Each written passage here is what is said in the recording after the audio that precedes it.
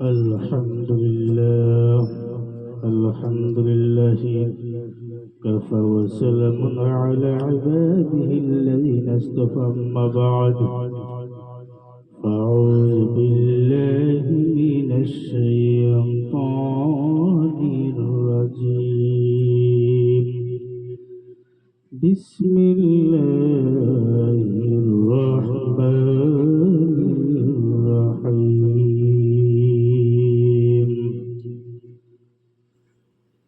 وما أوتيتم من العلم إلا قليلا. قال الله تعالى في كلامه المجيد والفرقانه الحميد. قال النبي صلى الله عليه وسلم: من تمسك بسنتي عند فساد أمة فله أجره مئات الشهيد،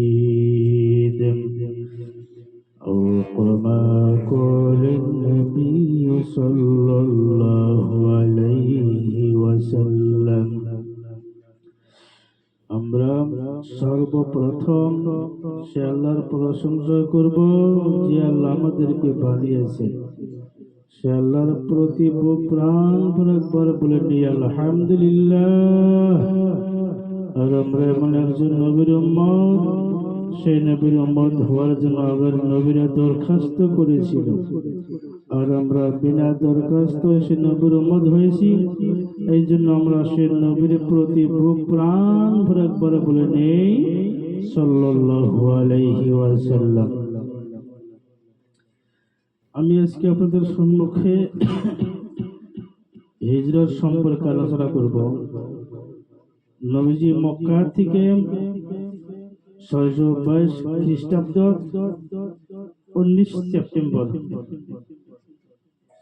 622 খ্রিস্টাব্দ 19 সেপ্টেম্বরের মধ্যে নবীজি 52 বছর বয়সের মধ্যে মক্কা থেকে নবী যখন মদিনার মধ্যে চলে যায়, বন্ধুরে, মক্কা থেকে যখন নবীজি যায় মক্কার মধ্যে বারবার তাকায় মক্কাবাসীরা, বেঈমান কাফেরদের জন্য আমি নবী মক্কা ছাড়তে হয় মায়ের দেশ বাবার দেশ। নবীজি মক্কা ছেড়ে দয়ার নবী মদিনাতে যায়। মক্কা ছেড়ে দয়ার নবী মদিনাতে যায়। মায়ের দেশের জন্য নবী ফিরে ফিরে যায়। মায়ের দেশের জন্য নবী ফিরে ফিরে যায়। নবীজি বললেন, মক্কাবাসীরা, মায়ের দেশ বাবার দেশ বেঈমান কাফেরদের জন্য থাকতে পারে না। নবীজি কান্দে বারবার পেছনে তাকায়, মক্কাবাসীরা, তোমরা কি জন্য বুঝো নাই রে? আমি তিন নবীকে তোমরা তাড়াইয়া দিল। নবীজি মক্কা থেকে রে বন্ধু মদিনার দিকে যাইতেছে, যাইতে যাইতে যাইতে যাইতে যখন 11 দিন হয়ে যায় রে, সঙ্গে ছিল বড় সাহাবী হযরত আবু বকর সিদ্দিক রাদিয়াল্লাহু আনহু। তিনি বলেন, হুজুর 11 দিন হয়ে গেল, মদিনা কোথায়?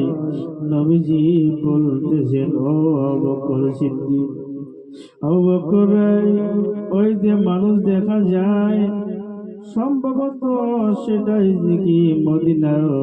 বন্ধুরে, মদিনার মানুষ নবীজিকে ওয়েলকাম দেওয়ার জন্য, আহলান সাহলান দেওয়ার জন্য, স্বাগতম দেওয়ার জন্য রে বন্ধু থেকে 4 মাইল পর্যন্ত নবীজির জন্য একেবারে ছিল। সুবহানাল্লাহ। মদিনা থেকে 4 মাইল পর্যন্ত রে বন্ধু নবীজিকে ওয়েলকাম স্বাগতম দেওয়ার জন্য 4 মাইল পর্যন্ত মানুষ দাঁড়িয়ে দাঁড়িয়ে ছিল রে বন্ধু। বন্ধু নবীজিকে দেখার জন্য মদিনাবাসীরা পাগল হয়েছিল।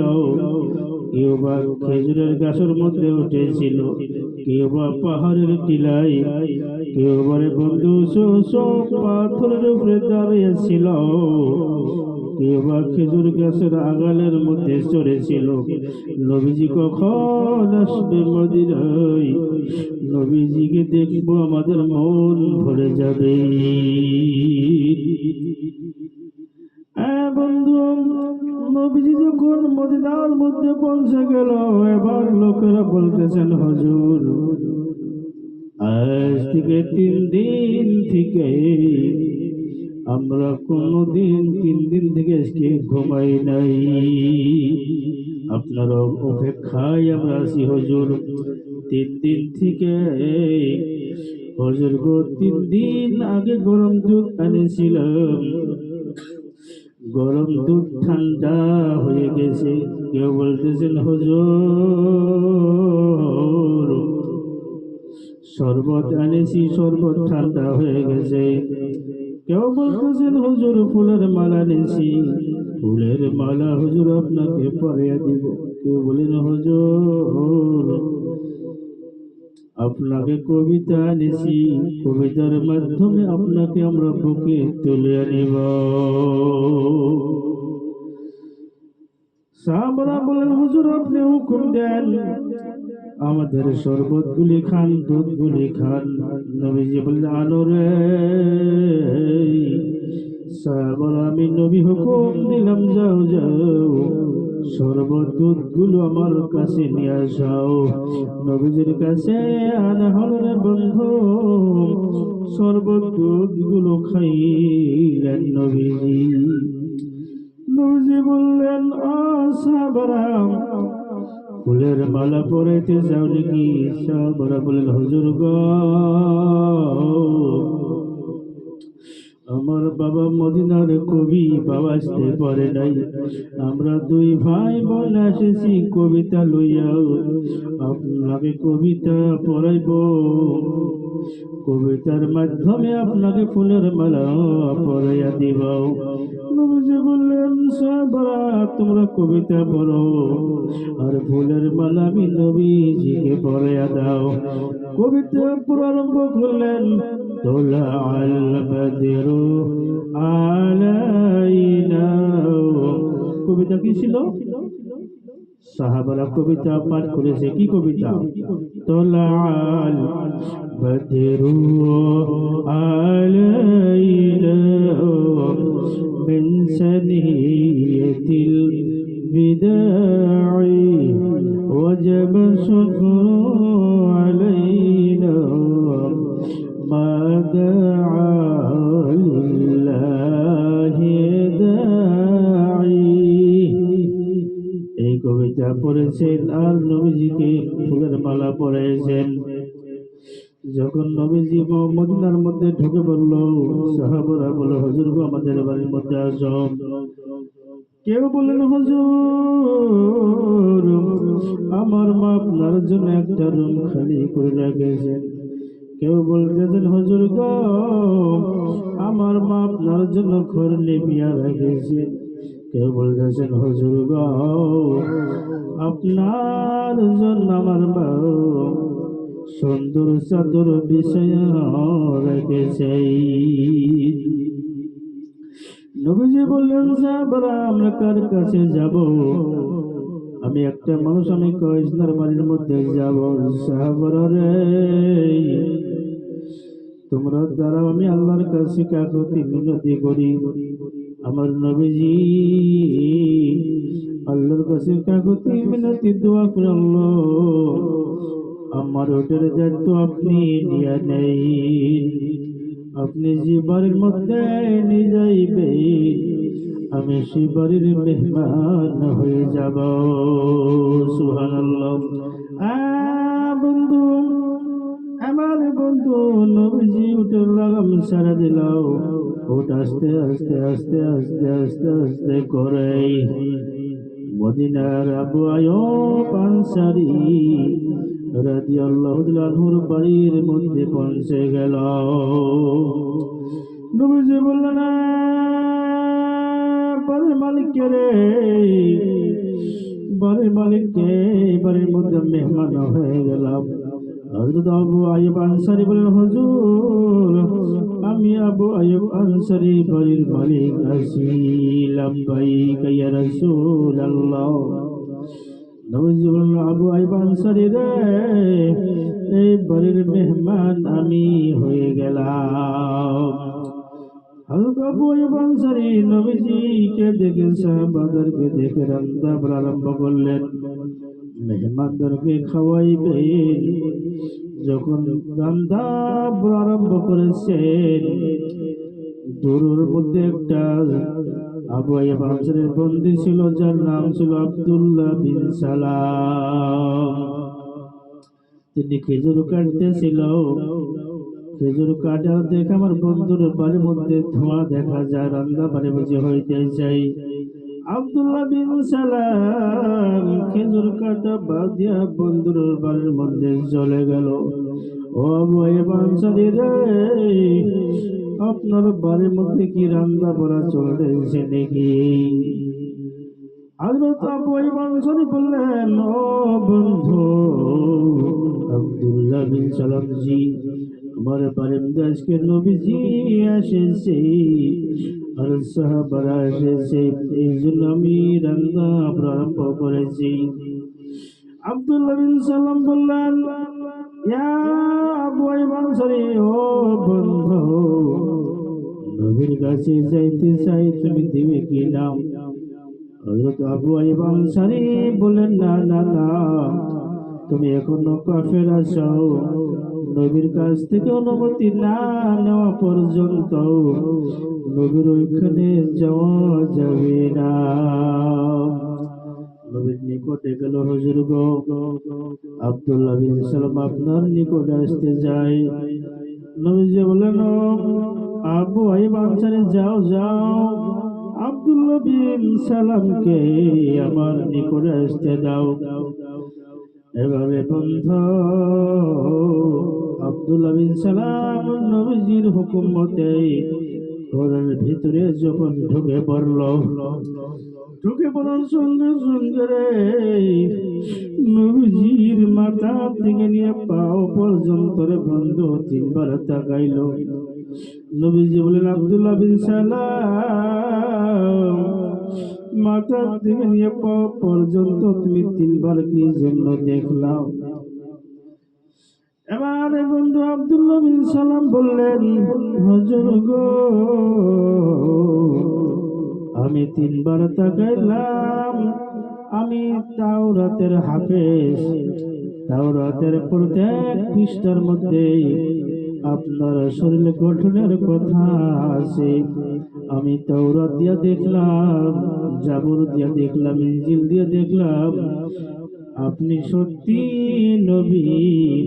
আমি প্রত্যেক পৃষ্ঠার মধ্যে আপনার ঘটনার সঙ্গে মিলে পাইছি। সুবহানাল্লাহ। এবারে বন্ধু আব্দুল্লাহ বিন সালাম বললেন, ও আল্লাহর বন্ধু নবী গো, আপনাকে আমি তিনটা প্রশ্ন করব। কয়টা?